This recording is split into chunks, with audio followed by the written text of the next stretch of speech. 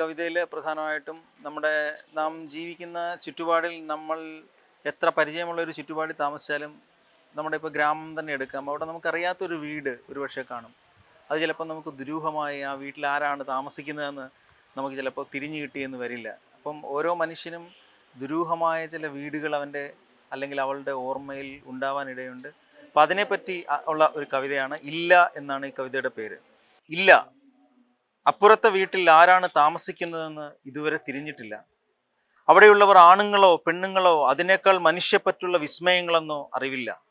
രാത്രി നേരങ്ങളിൽ ആരോ കുളിക്കുന്നതിൻ്റെ ഒച്ച കേൾക്കാം. ഓർമ്മകൾ പായുന്ന വിരലറ്റത്ത് കുമിളകൾ പൊട്ടുന്നു. ആളൊഴിഞ്ഞ മുറ്റത്തെ കരിയിലകളിൽ കാറ്റിൻ്റെ ശബ്ദമുള്ള കിളികൾ. ഇതുവരെ വായിക്കാത്ത പുസ്തകം തുറന്ന് അവസാനത്തെ താൾ വായിച്ചു. അപ്പുറത്തെ വീട്ടിൽ ആരോ പെറ്റു വീണിരിക്കുന്നു.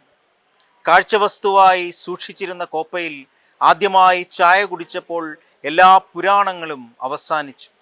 പഴക്കമേറെയുണ്ടെന്ന് തോന്നിപ്പിക്കുന്ന പുതിയ സാമാനങ്ങൾ വീടിനെ അലങ്കരിക്കാൻ തുടങ്ങി. ചായ കൊണ്ട് തീരാവുന്ന ദാഹമല്ലായിരുന്നു അത്. പകൽ നേരങ്ങളിൽ അപ്പുറത്തെ വീട്ടിൽ എൻ്റെ കുട്ടിക്കാലം കിലുങ്ങുന്നു. സ്ക്രീനിൽ തെളിഞ്ഞ രാത്രിയിൽ ഉറക്കമറ്റ കണ്ണുകൾ കൊണ്ട് അമ്പിളിക്കല കണ്ടിരുന്നു. ഒരിക്കലും തുറക്കാത്ത ഫോൾഡറിൽ അപ്പുറത്തെ വീടുണ്ടായിരുന്നു. 4-ാം വയസ്സിൽ കുളിമുറിയിൽ മറിഞ്ഞു വീണതിൻ്റെ വീഡിയോ ഛർദ്ദിച്ചത് ആരാകും? വേദനയില്ലാത്ത വീഴ്ചകൾക്ക് വാവിട്ട് കരഞ്ഞത് ഓർമ്മയുണ്ട്. തെന്നി വീണതിൻ്റെ വീഡിയോ മരണം വരെയും ഞാൻ തുറന്നു നോക്കുമെന്ന് കരുതുന്നില്ല.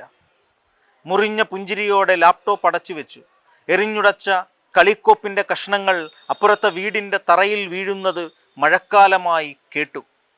ഭൂമിയിലെ എല്ലാ മനുഷ്യരെയും പരിചയപ്പെടുന്ന സ്വപ്നത്തിൽ മൂത്ത പെങ്ങളുണ്ടായിരുന്നു. പടിക്കെട്ടിറങ്ങി വരുന്ന ദുഃഖിതരായ മനുഷ്യർ കുഞ്ഞുങ്ങളോട് മാത്രം ചിരിക്കുന്നതിനെപ്പറ്റി അവൾ പറഞ്ഞു തന്നു. അവളുടെ ശബ്ദത്തിൽ അപ്പുറത്തെ വീടുണ്ടായിരുന്നു. ഒരേ വീട്ടിൽ പിറന്ന അപരിചിതർ ഒടുക്കം വഴിപിരിഞ്ഞുപോയി. അഴിച്ചുവിട്ട മൂക്കുകൾ ഇലകൾക്കടിയിൽ നിന്ന് നഷ്ടപ്പെട്ടതിൻ്റെ മണം പിടിക്കുന്നു. എല്ലാവരുടെയും ഉറക്കത്തിൽ അടുക്കളയിൽ വെള്ളമിറ്റുന്നതിൻ്റെ കണ്ണുനീർ വാൽവുണ്ട്. പാതിരാത്രിയിലെ വിശപ്പിൽ കത്താൻ മടിച്ച ഗ്യാസ് അടുപ്പിൻ്റെ കിതപ്പും മണവും. നൂഡിൽസിൻ്റെ വള്ളികൾ പതുക്കെ ഉറഞ്ഞു തുടങ്ങുന്നു. അപ്പുറത്തെ വീട്ടിലേക്ക് ഞാൻ ബൈക്കോടിച്ചെത്തുന്നു. ഉറ്റവരെ ഉണർത്താതെ ഉമ്മറത്ത് കിടക്കുന്നു.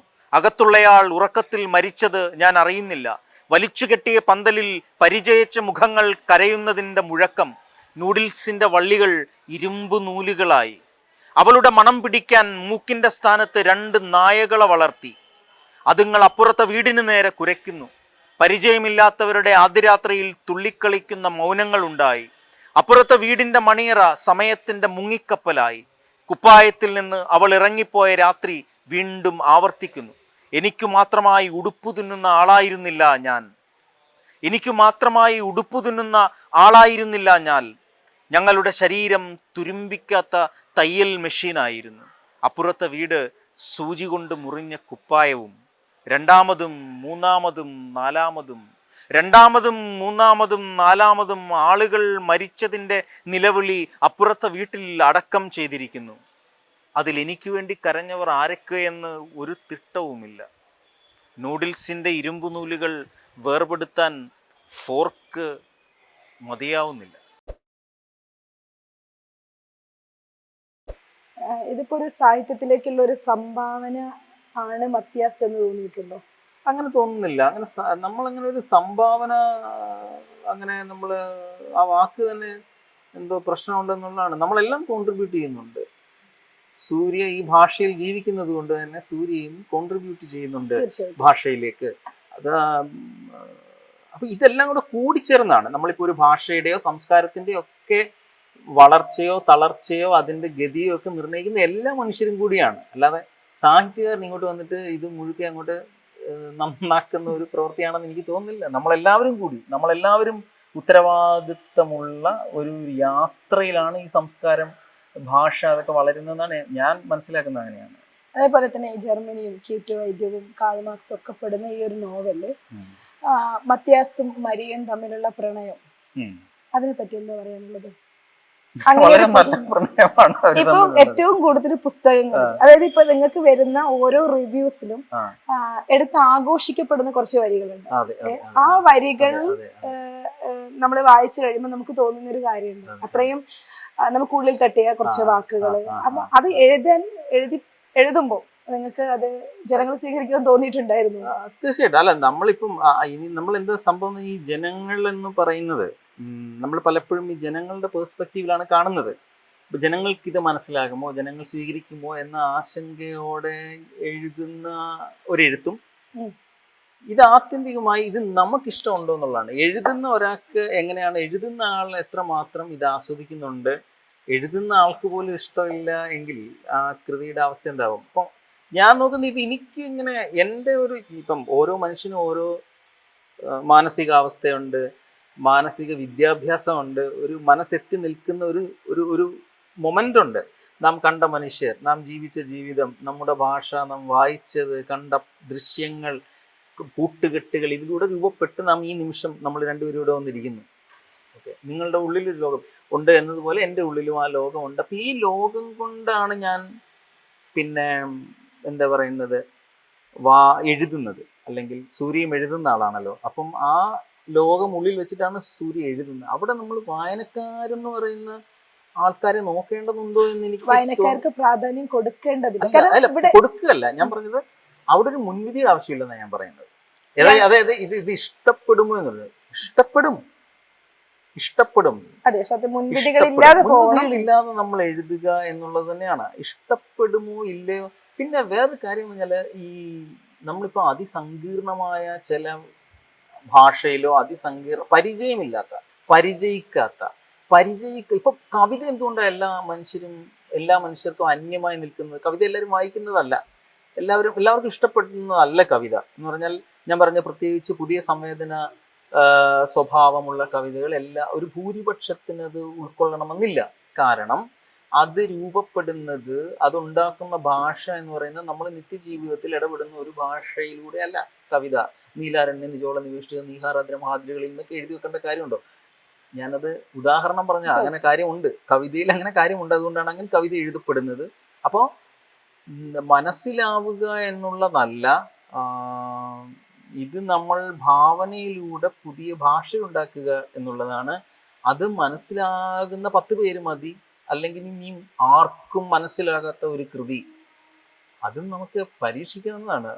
ആർക്കും മനസ്സിലാകാത്ത ഒരു കൃതി, ആ കൃതിയെ ആദ്യം മനസ്സിലാക്കുന്ന ഒരാൾ, രണ്ടാമത് മനസ്സിലാക്കുന്ന ഒരാൾ, അതിന് സാധ്യതയുള്ളതാണ്. അപ്പം ഇതിനകത്ത് ഭാഷ, ഞാൻ ചെയ്യാൻ ശ്രമിച്ച ഭാഷ എന്ന് പറഞ്ഞ ഒരു 19ാം നൂറ്റാണ്ടിൽ നടക്കുന്ന ഒരു കഥ നിങ്ങൾക്ക് ഈ ഭാഷയിലൂടെ അനുഭവിക്കാൻ കഴിയണം എന്നുള്ളത് മാത്രമാണ് എൻ്റെ ലക്ഷ്യം. അതുകൊണ്ട് തന്നെ ഇതൊരു പഴയ കൃതി വായിക്കുന്ന നമ്മളൊരു പഴയ കാലത്തെ അവതരിപ്പിക്കാനും പുതിയ ഭാഷ ഉണ്ടാക്കേണ്ടതുണ്ട്. നമ്മൾ പലപ്പോഴും പുതിയ ഭാഷ, പുതുമ എന്നൊക്കെ പറയുന്നത് നമ്മളിപ്പോൾ ജീവിക്കുന്ന കാലത്തെ പുതുക്കുന്നതിന് വേണ്ടിയോ അല്ലെ വരാനിരിക്കുന്ന ഭാവി കാലത്തെക്കുറിച്ച് എഴുതാനാണല്ലോ പുതിയ ഭാഷ വേണം നമ്മൾ. പക്ഷെ അല്ല, 5ാം നൂറ്റാണ്ടിനെ എഴുതാനും നമ്മളൊരു പുതിയ ഭാഷ കണ്ടുപിടിച്ചേ മതിയാവൂ.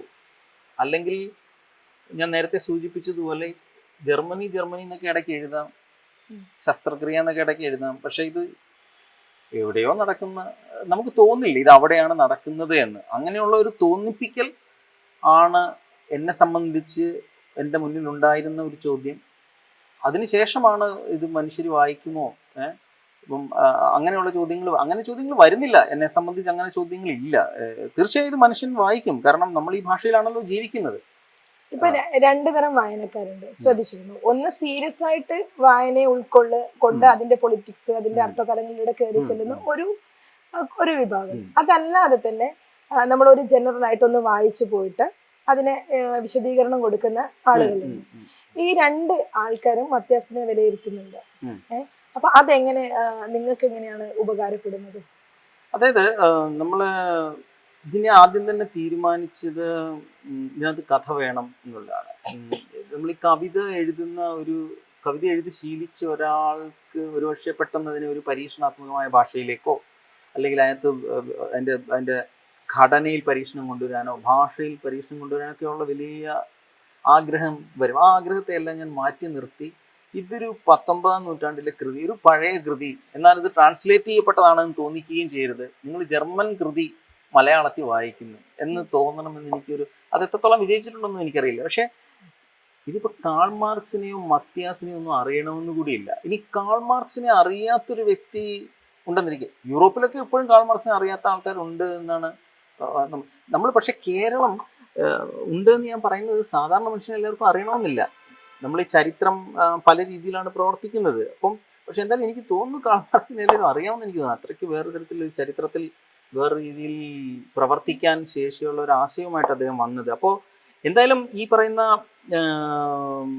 മനുഷ്യർ ഇതിനകത്ത് ഇപ്പോൾ കാൾ മാർക്സിന് ഇനി അറിയാൻ വയ്യ ഒരാൾക്ക്, മത്തിയാസിനെ അറിയില്ല, ഹീറ്റ് വൈദ്യം അറിയില്ല, എങ്കിലും നിങ്ങൾക്കിത് മനസ്സിലാവും. നിങ്ങൾക്ക് ഈ കഥയിലൂടെ സഞ്ചരിക്കാൻ പറ്റും. അങ്ങനെ വായിച്ചവരുണ്ട്. ഇതിൻ്റെ തത്വചിന്തയോ അല്ലെ ഇതിനകത്തുള്ള ചരിത്രമോ ഒന്നും കണക്കിലെടുക്കാതെ അതറിയാതെ ഇത് ആസ്വദിച്ചവരുണ്ട്. അപ്പോൾ ഒരുപക്ഷെ അത് ചിലപ്പോൾ ഭാഷയിലൂടെയും കഥയിലൂടെയും ആയിരിക്കും അവർ സഞ്ചരിക്കുക. ഇപ്പം ഇതിനകത്ത് പിന്നെ ഹെഗൽ എന്ന് പറയുന്ന തത്വചിന്തകൻ ഒരു കഥാപാത്രമായി വരുന്നുണ്ട് ഈ നോവലിൽ. അപ്പോൾ ഹെഗലുമായി ബന്ധപ്പെട്ട തത്വചിന്തയും അതുമായി ബന്ധപ്പെട്ട ചില എന്താ പറയുന്നത്, അതുമായി ബന്ധപ്പെട്ട ചില ഡിസ്കോഴ്സസിനെ കേന്ദ്രീകരിച്ചാണ് ആ കഥാപാത്രം രൂപപ്പെട്ടിരിക്കുന്നത്. അതൊന്നും ഞാൻ വിശദീകരിച്ചിട്ടില്ല. ഇതുകൊണ്ടാണ് വന്നിരിക്കുന്നത് ഹെഗൽ എന്ന് പറയുന്നത് മൂങ്ങ എന്ന് പറയുന്നൊരു കഥാപാത്രമുണ്ട്. കഥാപാത്രവുമായിട്ട് എങ്ങനെയാണ് അത് ബന്ധപ്പെട്ടിരിക്കുന്നതെന്നൊന്നും ഞാൻ വിശദീകരിച്ചിട്ടില്ല. പക്ഷെ ബന്ധമുണ്ട്.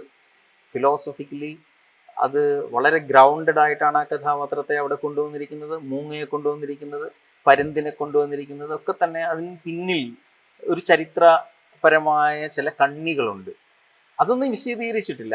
അതൊരു പക്ഷെ അത് അറിയാവുന്ന ഒരാളെ സംബന്ധിച്ച് ആ രീതിയിൽ അത് അപ്പം ഞാൻ പറഞ്ഞത് രണ്ടു വായനക്കാർ പോലുമല്ല. ഇപ്പോൾ ഫിലോസഫി താല്പര്യമുള്ളവരെ വായിക്കുന്ന അങ്ങനെയാവാം, ഹിസ്റ്ററിയിൽ താല്പര്യമുള്ളവർ അങ്ങനെയാവാം, വെറും കഥയിൽ താല്പര്യമുള്ളവർ അങ്ങനെയാവാം, പ്രണയത്തിൽ താല്പര്യമുള്ളവർക്ക് വായിക്കാം, ശരീരശാസ്ത്രത്തിൻ്റെ ചരിത്രം അന്വേഷിക്കുന്നവർക്ക്, സർജറിയുടെ ചരിത്രം അന്വേഷിക്കുന്നവർക്ക് ഇത്. അപ്പം ഇതിന് ഒരു കൃതിക്ക് നമ്മൾ പല പേഴ്സ്പെക്റ്റീവിലൂടെ അതിനെ സമീപിക്കാൻ പറ്റും എന്നാണ് തോന്നുന്നത്. അപ്പോൾ അതുകൊണ്ട് തന്നെ പലതരത്തിലുള്ള സെൻസിബിലിറ്റീസ് ഓരോ ഭാഷയിലും ഉണ്ട് എന്നുള്ളതാണ് ഞാൻ മനസ്സിലാക്കുന്നത്. പക്ഷേ ഇതിനെ കൂട്ടിയിണക്കുന്ന ഒരു സിംഗിളായിട്ടുള്ള ഒരു ഘടകം ഭാഷ തന്നെയാണ്.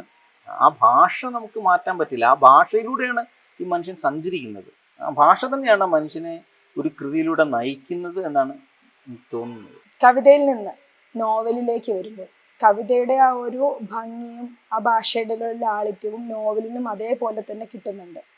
ഇപ്പം നമ്മുടെ ഒരു പ്രിയപ്പെട്ട എഴുത്തുകാരൻ മനോജ് ഗുരുവിൻ്റെ കവിതകൾ വായിച്ചിട്ട് പുള്ളിയുടെ നോവലിലേക്ക് കയറി ചെല്ലുമ്പം ആ കവിതയുടെ അത്രയും തന്നെ ഭംഗി നോവലിലും വന്നിട്ടുണ്ട്. അപ്പം അതിനെ പറ്റിയിട്ട് എന്താ അഭിപ്രായമുള്ളത്? ഈ കവിതയും നോവലും വേറെ വേറെ മാധ്യമങ്ങളാണ് എന്നാണ് ഞാൻ മനസ്സിലാക്കുന്നത്. കവിതയും നോവലും എഴുതുന്നത് കൊണ്ട് തന്നെ തീർച്ചയായും ഈ കവിത തരുന്ന ചില സൗകര്യങ്ങൾ, ചില സൗന്ദര്യ പ്രകാശനങ്ങൾ നമുക്ക് വേണമെങ്കിൽ പക്ഷെ എന്ന് പറഞ്ഞിട്ട് നമുക്ക് കവിത കുത്തിക്കയറ്റാൻ പറ്റുന്ന ഒരു മാധ്യമമല്ല നോവൽ എന്നാണ് എൻ്റെ ഒരു മനസ്സിലാക്കൽ. അങ്ങനെയും എഴുതിക്കൂടുന്നില്ല. കവിത പ്രധാനമായും നമ്മൾ എത്രയൊക്കെ സംസാരിച്ചാലും കവിത മനുഷ്യനേക്കാൾ കൂടുതലാണ്. മനുഷ്യനെ കുറിച്ച് പറയുമ്പോഴും അതിനകത്ത് ധാരാളം ഉപമകളും അലങ്കാരങ്ങളും വേണം. നിങ്ങൾ പൂവാണ്, നിങ്ങൾ താമര മൊട്ടാണ്, നിങ്ങളുടെ പുരികം മറ്റേ ഇങ്ങനെ ഉപമിച്ചുകൊണ്ടിരിക്കും. അല്ലെങ്കിൽ ഇന്നലെ വീണ ഇല, ഇങ്ങനെ നമ്മൾ മനുഷ്യന് പുറത്തുള്ള കാര്യങ്ങളെ ഇങ്ങനെ നിരന്തരം പറഞ്ഞ് ഇരിക്കും. ഇപ്പം ഞാൻ അങ്ങനെ നോവൽ എഴുതിക്കൂടെന്നല്ല പറയുന്നത്. പക്ഷേ നോവൽ ആവശ്യപ്പെടുന്നത് ഒരു പക്ഷേ ഇലയെക്കുറിച്ച് നോവൽ എഴുതാം, ഒരു ഇലയുടെ ജീവിതം നമുക്ക് എഴുതാം. പക്ഷേ അപ്പോൾ അതിന് വേണമെങ്കിൽ നമ്മളൊരു മനുഷ്യ സ്വഭാവം കൊടുക്കേണ്ടി വരും. ഇല എന്ന് പറയുന്നത് പലപ്പോഴും അങ്ങനെയാണല്ലോ. നമ്മളുടെ മനുഷ്യൻ്റെ ഏറ്റവും വലിയ പരിമിതി എന്ന് പറഞ്ഞാൽ എല്ലാത്തിനെയും ഒരു കഥാപാത്രമായി സങ്കല്പിച്ചാൽ അതിനെ മനുഷ്യവത്കരിക്കുക, അല്ലെങ്കിൽ ഒരു കൈൻഡ് ഓഫ് ആന്ത്രോപ്പോമോർഫിസം എന്ന് വേണേൽ പറയാം. ഇലയുടെ ജീവിതം, എനിക്കൊരു ഇലയുടെ ജീവിതം നോവലാക്കണം എന്ന് വിചാരിച്ചാൽ ഞാൻ അതിന് ചെയ്യുക, അത് അങ്ങോട്ട് സഞ്ചരിച്ചു. ഒരുപക്ഷെ ഇലയെ മനുഷ്യനാക്കാൻ ഞാൻ ശ്രമിച്ചുകൊണ്ടിരിക്കുക. എൻ്റെ ബോധം ഭാഷയിലൂടെ ഇലയെ മനുഷ്യൻ്റെ സ്വഭാവം കൊടുക്കാൻ ശ്രമിച്ചുകൊണ്ടിരിക്കുക. ഒരുപക്ഷെ ഇതാണ് ഈ കവിതയും. പക്ഷെ കവിതയിൽ ഒരു ഇല പ്രവർത്തിക്കുന്നത് ആ ഇലയായിട്ട് തന്നെ ആയിരിക്കാൻ സാധ്യത കൂടുതലാണ്. അതായത് ഞാൻ പറഞ്ഞു വരുന്നത് ഇത്രയേ ഉള്ളൂ. നമ്മൾ ഒരു ഇലയുടെ ജീവിതമാണെങ്കിലും മനുഷ്യവത്കരണം നടക്കുന്നു. പക്ഷെ നോവലിൽ അല്ലെങ്കിൽ കഥ പറയുമ്പോൾ നമുക്ക് കൂടുതൽ മനുഷ്യൻ ശീലിച്ചത് മനുഷ്യൻ്റെ കഥയാണ്. മനുഷ്യൻ അവിടെ പോകുന്നു, ഇവിടെ പോകുന്നു, മനുഷ്യൻ വഴക്കുണ്ടാക്കുന്നു, മനുഷ്യൻ കിടന്നുറങ്ങുന്നു, മനുഷ്യൻ സ്നേഹിക്കുന്നു എന്ന് പറയും. ഇപ്പോൾ കല്ല്, പക്ഷെ ഒരു കവിതയിലാകുമ്പോൾ കല്ലൊക്കെ വരും. ഒരു കല്ലിൻ്റെ കാര്യത്തെക്കുറിച്ച് പറയും. കല്ലിനിടയിലുള്ള ഞാൻ പറഞ്ഞുകൊണ്ട് മനുഷ്യൻ കുറവാണ് കവിതയിൽ. അതുകൊണ്ട് ആണ് കവിത പലപ്പോഴും മനസ്സിലാവാത്തതും. അതുതന്നെയാണ് കവിതയും മനുഷ്യാഖ്യായിക എന്ന് കരുതി ഒരു അതുകൊണ്ടാണ് ഞാൻ പറഞ്ഞു ഒരു ഇലയുടെ ജീവിതം നോവലിന് സാധ്യമാണ് എന്നുള്ളത്. അതൊരു പക്ഷേ ചിലപ്പോൾ നമുക്ക് എല്ലാവർക്കും ദഹിച്ചു എന്ന് വരില്ല.